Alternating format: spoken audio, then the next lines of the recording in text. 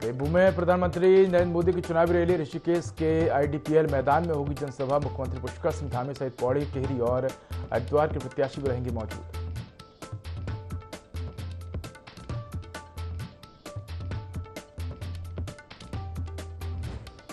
कांग्रेस प्रदेश प्रभारी कुमारी शैलजा का आज उत्तराखंड दौरा। कांग्रेस मुख्यालय में कांग्रेस नेताओं की लेंगी बैठक।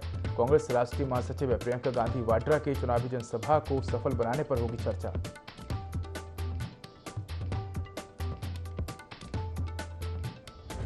प्रधानमंत्री नरेंद्र मोदी की रैली से पहले कांग्रेस की प्रेस कॉन्फ्रेंस। प्रदेश उपाध्यक्ष सूर्यकांत धस्माना ने की प्रेस कॉन्फ्रेंस। कहा कि उत्तराखंड में विकास के काम कांग्रेस ने किए, बीजेपी सिर्फ कर रही प्रचार।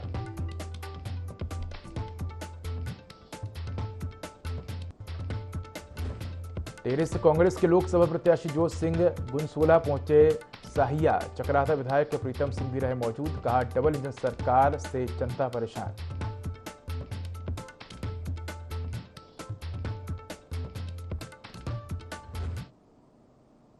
नमस्कार, मैं उदय। देवभूमि लाइव में आपका स्वागत है। बुलेटिन की शुरुआत करेंगे तमाम बड़ी खबरों के साथ। तो बड़ी खबर देहरादून से है, जहां पीएम मोदी की आज ऋषिकेश में विशाल जनसभा। तो कुछ देर में आईडीपीएल मैदान में विशाल जनसभा को संबोधित करेंगे। 11 बजे नरेंद्र मोदी पहुंचेंगे आईडीपीएल मैदान ऋषिकेश। तो विजय संकल्प रैली को प्रधानमंत्री नरेंद्र मोदी संबोधित करेंगे। गढ़वाल मंडल के 3 लोकसभा सीटों को साधेंगे प्रधानमंत्री मोदी। तो इससे पहले उधम सिंह नगर में जनसभा भी पीएम मोदी कर चुके हैं। तो बड़ी खबर आपको बता रहे हैं देहरादून से, जहां पीएम मोदी आज ऋषिकेश में विशाल जनसभा करेंगे। कुछ ही देर में आईडीपीएल मैदान में विशाल जनसभा को संबोधित करेंगे।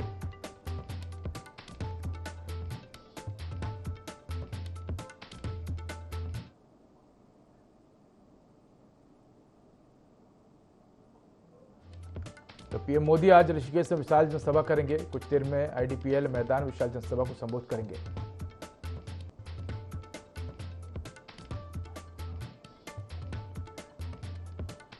तो इसी खबर पर एक जानकारी के हमारे साथ सहयोगी विनय सूद जुड़ चुके हैं। विनय, आज प्रधानमंत्री मोदी ऋषिकेश में विशाल जनसभा को संबोधित करेंगे और कहा जा रहा है कि कुछ ही देर में आईडीपीएल मैदान भी पहुंचेंगे।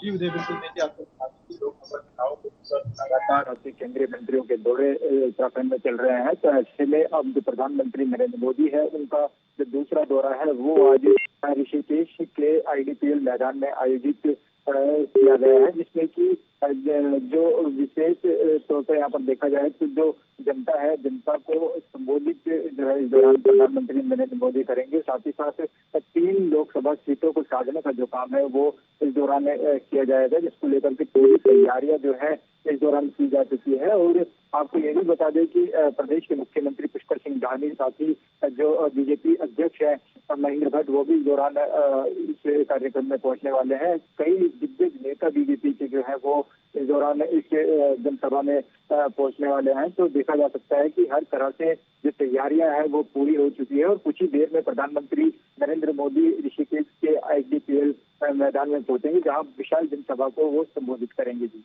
बिल्कुल विनय, अगर देखा जाए तो पीएम मोदी की चुनावी सभा को लेकर किस तरह की तैयारी की गई है, और अगर देखा जाए तो गढ़वाल मंडल की 3 लोकसभा सीटों को पीएम मोदी साधते हुए नजर आएंगे। इससे पहले पीएम मोदी ने उत्तराखंड में चुनाव प्रचार किया। कहीं ना कहीं जो 5 लोकसभा सीटें हैं उनको जीतने की तैयारी करती हुई नजर आ रही बीजेपी। बिल्कुल। देखिए, आपको बता दें कि जनसभा इस दौरान की जा रही है ऋषिकेश के आईडीपीएल मैदान में। तो इसमें जो 3 सीटें हैं, हरिद्वार, पौड़ी और टिहरी, इन तीनों को जो है साधने का जो काम है इस दौरान प्रधानमंत्री नरेंद्र मोदी इस दौरान करने वाले हैं। तो वहीं पूरी तरह से पूर्ण बहुमत के साथ 5 लोकसभा सीटें जिस तरह से उत्तराखंड में है, उस पर किस तरीके से जीत दर्ज करनी है, किस तरीके से जो है जनता के बीच में इस दौरान जाना है, सभी तमाम चीजों को लेकर के जो है इस दौरान ये बड़ी जनसभा जो है इस दौरान की गई है। और इससे पहले की अगर बात करें तो इससे पहले भी जो है उधम सिंह नगर में प्रधानमंत्री नरेंद्र मोदी की जो जनसभा थी वो हुई थी और इसमें बड़ी संख्या में लोगों ने जो है हिस्सा लिया था। लोग जो है प्रधानमंत्री नरेंद्र मोदी को सुनने के लिए जो है इस दौरान पहुंचते हैं। क्योंकि उत्तराखंड से जो लगाव है वो पुराना लगाव जो है इस दौरान मोदी का रहा है। तो जो उत्तराखंड की जनता है लगातार प्रधानमंत्री नरेंद्र मोदी के कार्यक्रमों में बड़ी संख्या में शिरकत करती है, और जिस तरह से लोकसभा चुनाव की जो तिथि है वो अब बहुत नजदीक है, 19 तारीख को मतदान जो है वो उत्तराखंड में होना है। तो ऐसे में देखा जाता है कि पूरी तैयारियों के साथ बीजेपी इस समय डटी हुई है। केंद्रीय मंत्रियों के जो दौरे हैं वो लगातार उत्तराखंड में चल रहे हैं, और साथ ही साथ आपको ये भी बता दें कि 7 तारीख से 12 तारीख के बीच में भी राजनाथ सिंह जो है वो भी इस दौरान पहुंचेंगे। साथ ही साथ यूपी के जो मुख्यमंत्री हैं योगी आदित्यनाथ वो भी इस दौरान पहुंचने वाले हैं। तो कुल मिलाकर देखा जा सकता है कि बीजेपी पूरी तरह से तैयारियों में जुटी हुई है, और लोकसभा जो सीटें हैं उत्तराखंड की 5 सीटें जो लोकसभा की हैं उस पर जीत दर्ज करने की पूरी तैयारी में है जी। बिल्कुल विनय, अगर देखा जाए तो पीएम मोदी चुनाव प्रचार करने आ रहे हैं, ऐसे में सुरक्षा व्यवस्था को लेकर क्या कुछ इंतजाम किए गए हैं? कितने लोगों को इस बार चुनावी सभा में जुटाने का लक्ष्य रखा गया है? बिल्कुल, देखिए यहाँ पर सुरक्षा की दृष्टि से अगर बात करें उदय, तो जो सुरक्षा की जो व्यवस्था है वो इस दौरान पुख्ता इंतजाम पुलिस प्रशासन द्वारा किए गए हैं। तमाम जो रूट है इस दौरान डाइवर्ट किए गए हैं। जो आम लोग हैं उनको चेकिंग करने के बाद ही जो है उनको अंदर एंट्री दी जाएगी, और साथ ही साथ पार्किंग की जो व्यवस्थाएं हैं वो भी इस दौरान पुलिस प्रशासन द्वारा जो है की गई है। तो तमाम व्यवस्थाओं को ध्यान में रखते हुए लोगों को किसी भी तरीके की दिक्कत इस जनसभा में पहुंचने में ना हो, सभी चीजों को ध्यान में रखते हुए यहाँ पर बीजेपी ने तैयारी की हुई है, और प्रधानमंत्री नरेंद्र मोदी जी की जो जनसभा इस दौरान होने वाली है उसको सफल बनाने के लक्ष्य से बड़ी संख्या में जो है जो उत्तराखंड के लोग हैं वो भी इस दौरान इस जनसभा में पहुंचेंगे। साथ ही साथ एक जो संबोधन का जो कार्यक्रम इस दौरान रखा गया है वो भी काफी महत्वपूर्ण जो है इस दौरान माना जा रहा है, क्योंकि लोकसभा चुनाव में अब ज्यादा समय नहीं रहा है और तिथि भी काफी नजदीक है जी। बिल्कुल विनय, अगर देखा जाए तो लोकसभा चुनाव के मद्देनजर दोनों ही पार्टियों के जो दिग्गज है वो चुनावी मैदान में है, लेकिन हम ये भी देख रहे हैं कि दोनों ही तरफ से सियासत भी देखने को मिल रही है। प्रधानमंत्री नरेंद्र मोदी के दौरे से पहले हमने देखा कि कांग्रेस ने प्रेस कॉन्फ्रेंस की, और जो प्रदेश उपाध्यक्ष हैं सूर्यकांत धस्माना उन्होंने प्रेस कॉन्फ्रेंस कर सरकार पर आरोप लगाया कि जो कांग्रेस के समय किए गए जो विकास कार्य हैं सरकार उनको अपने नाम से बताकर प्रचार करने का काम कर रही है।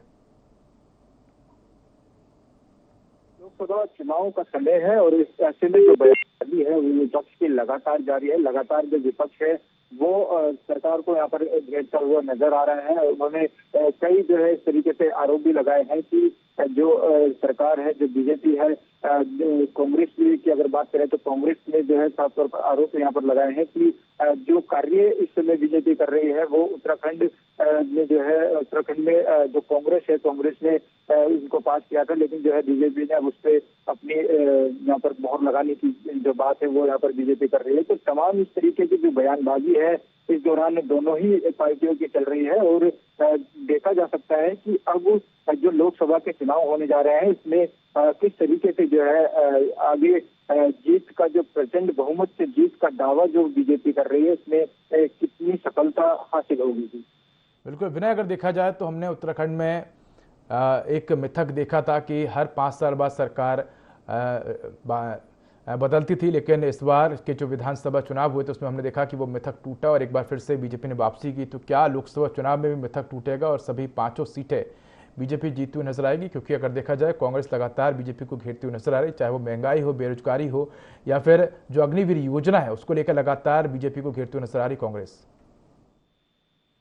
जी बिल्कुल, देखिए आपने बिल्कुल सही कहा, क्योंकि जिस तरीके से उत्तराखंड का जो इतिहास रहा है उसमें 5 साल बीजेपी और 5 साल कांग्रेस का जो है सरकार का रहा है। तो अब जिस तरह से 10 सालों से बीजेपी जो है उत्तराखंड में उनकी सरकार चल रही है, तो ऐसे में देखा जा सकता है जो लोग हैं वो भी काफी इस दौरान बीजेपी सरकार को जो है यहाँ पर सराहते हुए नजर आए हैं, क्योंकि युवा मुख्यमंत्री जो है इस दौरान उत्तराखंड में रहे हैं। जिस तरीके से उनके विकास कार्य उत्तराखंड में चल रहे हैं उसको लेकर के लोगों में काफी उत्साह भी दिखाई दिया है। लोगों में काफी जो खुशी का माहौल है जो इस दौरान दिखाई गया है। तमाम जो केंद्र की जो योजनाएं हैं उसका जो लाभ है वो भी इस दौरान यहाँ पर उत्तराखंड वासियों को मिला है।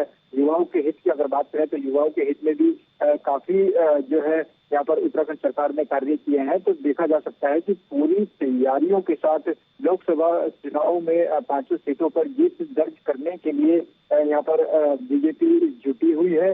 सरकार की भी अगर बात करें तो सरकार भी लगातार जो है उत्तराखंड वासियों के लिए लगातार जो कार्य योजनाएं हैं वो चलाती रहती है। तो ऐसे में प्रदेश के मुख्यमंत्री पुष्कर सिंह धामी जिस तरह से प्रत्याशियों के साथ जा रहे हैं, रोड शो इस दौरान वो कर रहे हैं, जिले में जाकर के उनके जो रोड शो हैं वो किए जा रहे हैं, बड़ी संख्या में लोग उसमें बढ़ चढ़कर हिस्सा ले रहे हैं। तो बिल्कुल हर कह तरह सकते से हैं कि दोनों ही दल जो है वो चुनावी मैदान में दमखम के साथ नजर आ रहे हैं और इसी कड़ी में आज पीएम मोदी भी ऋषिकेश में विशाल जनसभा करेंगे। तो 11 बजे का समय निर्धारित किया गया तो कह सकते हैं कि कुछ देर में प्रधानमंत्री मोदी जनसभा स्थल पहुंचेंगे। विनय, धन्यवाद आपका इस खबर पर अधिक जानकारी के लिए। रुक करें खबरों की ओर। लोकसभा चुनाव के मद्देनजर पार्टियां चुनावी प्रचार प्रसार में जुटी है। इसी कड़ी में सीएम पुष्कर सिंह धामी नैनीताल के कुंडेश्वरी पहुंचे, जहां उन्होंने जनसभा को संबोधित कर भाजपा प्रत्याशी अजय भट्ट के समर्थन में वोट करने की अपील की। इस दौरान सीएम धामी ने सरकार की उपलब्धियां भी गिनाई।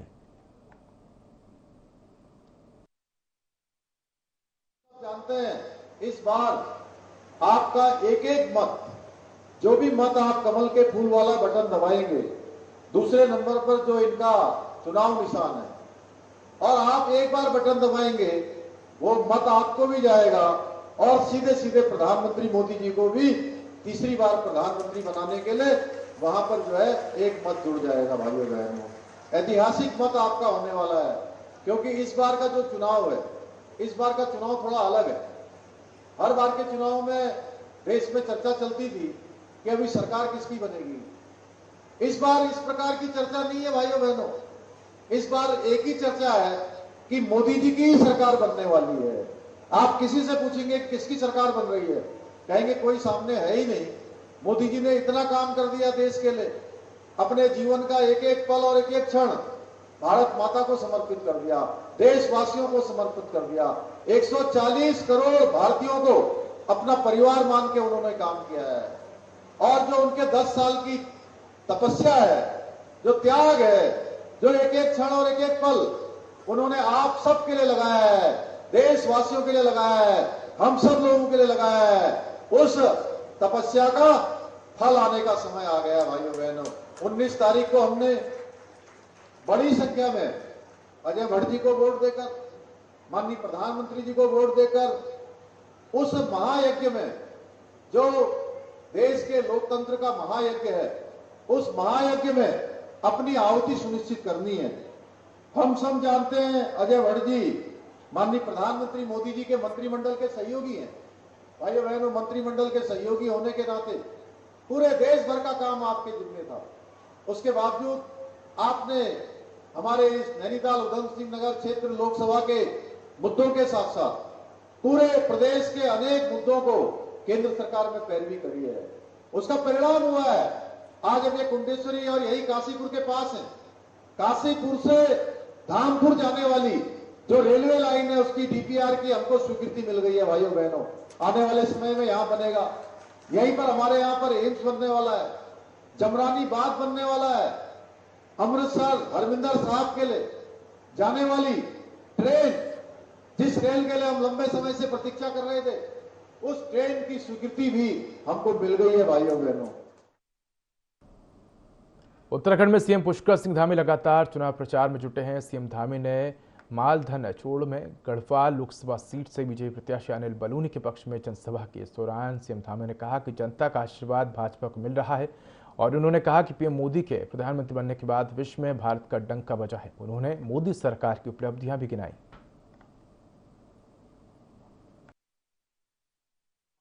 इस बार खाना है कि इस बार मोदी जी को प्रधानमंत्री बनाना है तीसरी बार।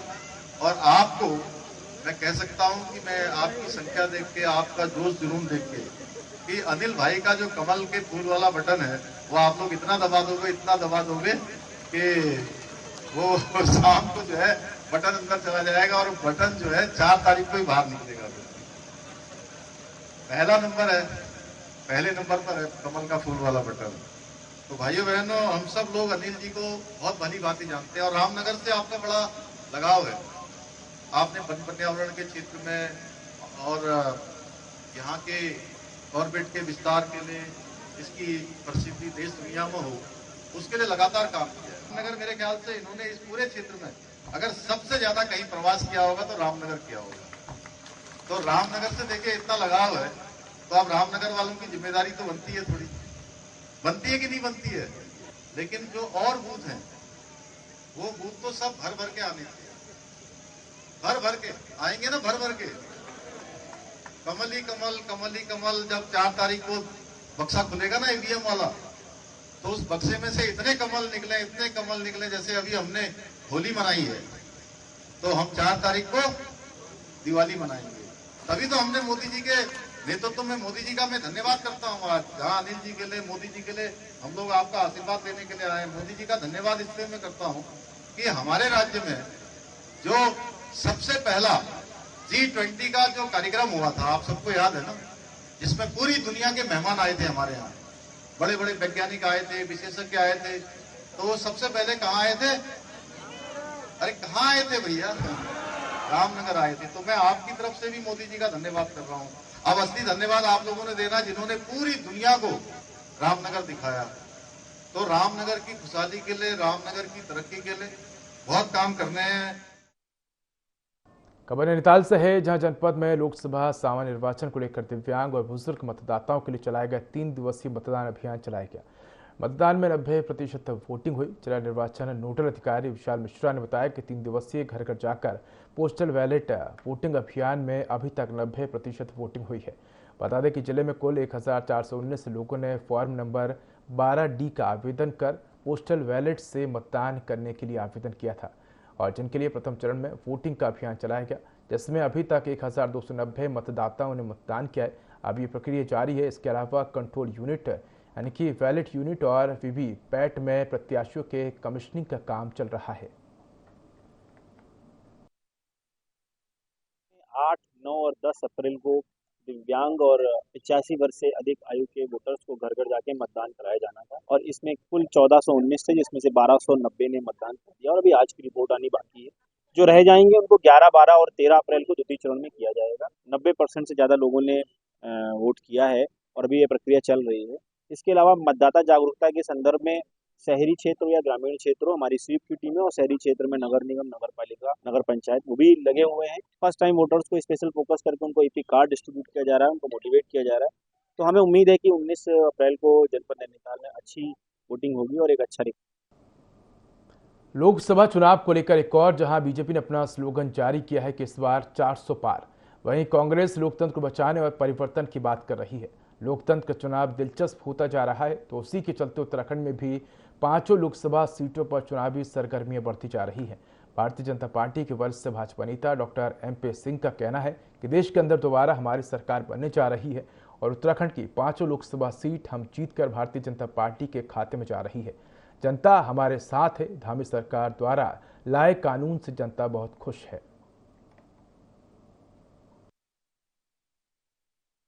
जो केंद्र सरकार की योजनाएं हैं उनका फायदा हिंदुस्तान का हर व्यक्ति उठा रहा है, हर गरीब उठा रहा है। जनता को भी चाहिए कि जो सरकार उनकी हेल्थ की, उनकी घर की, उनकी गैस की, उनके खाने की व्यवस्था कर रही है, तो ऐसी सरकार को वोट हर व्यक्ति को देना चाहिए।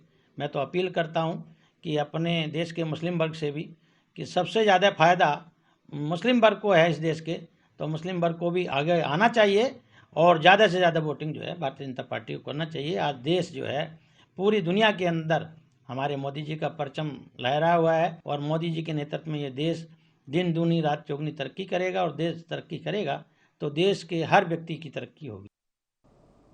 उत्तराखंड में 4 धाम यात्रा को शुरू होने में अब लगभग 1 महीने का समय रह गया है। पहाड़ी प्रदेश होने और भौगोलिक विषमता होने के चलते यात्रा को सुगम बनाना सरकार के सामने एक बड़ी चुनौती होती है। यात्रा रूट पर वाहनों की पार्किंग और पेट्रोल पंप के साथ ही अब चार्जिंग स्टेशन खोलना भी सरकार के लिए एक चुनौती है। वहीं अब रूट पर 58 चार्जिंग स्टेशन लगाने की योजना सरकार बना रही है, जिनमें से 11 ऐसी जगह चिन्हित की जा चुकी हैं जहां इलेक्ट्रिक स्टेशन को इंस्टॉल करने की प्रक्रिया शुरू की जा चुकी है। ये सभी 11 स्टेशन UPCL से कनेक्शन मिलने के बाद यात्रा से पहले शुरू कर दिए जाएंगे।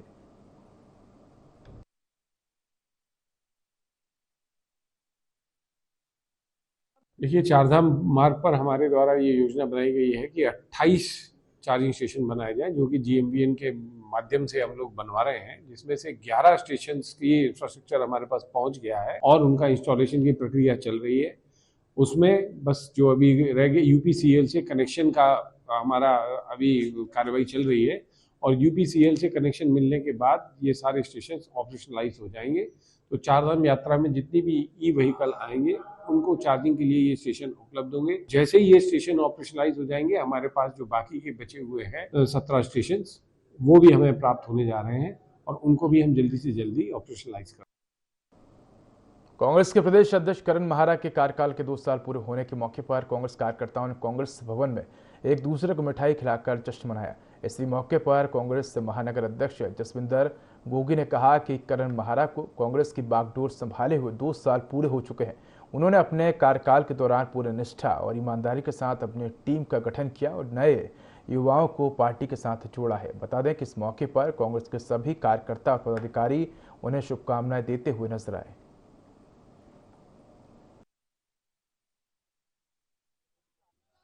निश्चित तौर से करण महाराज जी को जब बागडोर मिली थी, आज ही तारीख में 2 साल पूरे हो चुके हैं और पूरी निष्ठा से, ईमानदारी से उन्होंने नई टीम का गठन किया है, नए युवाओं को जोड़ने का काम किया है और पूरे 2 साल पूरी ईमानदारी 24 घंटे काम किया है। तो हम उनको शुभकामनाएं भी देते हैं, आला कमान को भी हम धन्यवाद करते हैं कि इस तरह का युवा नेतृत्व हमें उन्होंने दिया। हल्द्वानी में पत्रकार वार्ता करते हुए कांग्रेस के लोकसभा प्रत्याशी प्रकाश जोशी ने केंद्रीय रक्षा राज्य मंत्री और नैनीताल से भाजपा प्रत्याशी अजय भट्ट से सवाल पूछे हैं। जोगी ने कहा कि अग्निवीर योजना युवाओं को बेरोजगार करने आई है और इसका सांसद ने संसद में विरोध क्यों नहीं किया। वहीं उन्होंने कहा कि गोद लिए गांव का क्या हुआ, सांसद निधि कहां खर्च की, रक्षा कॉरिडोर उत्तराखंड में क्यों नहीं आया, प्रदेश में एक भी नया केंद्रीय विद्यालय क्यों नहीं खोला गया, सैनिक स्कूल PPP मोड में क्यों डाला गया। वहीं ऐसे तमाम प्रश्नों की छड़ी लगाते प्रकाश जोशी ने कहा कि मात्र PM मोदी के नाम पर चुनाव लड़ने वाले चेहरे इस बार जनता की नजरों में चढ़ गए हैं और इस बार जनता खुद को चले जाने का बदला जरूर लेगी।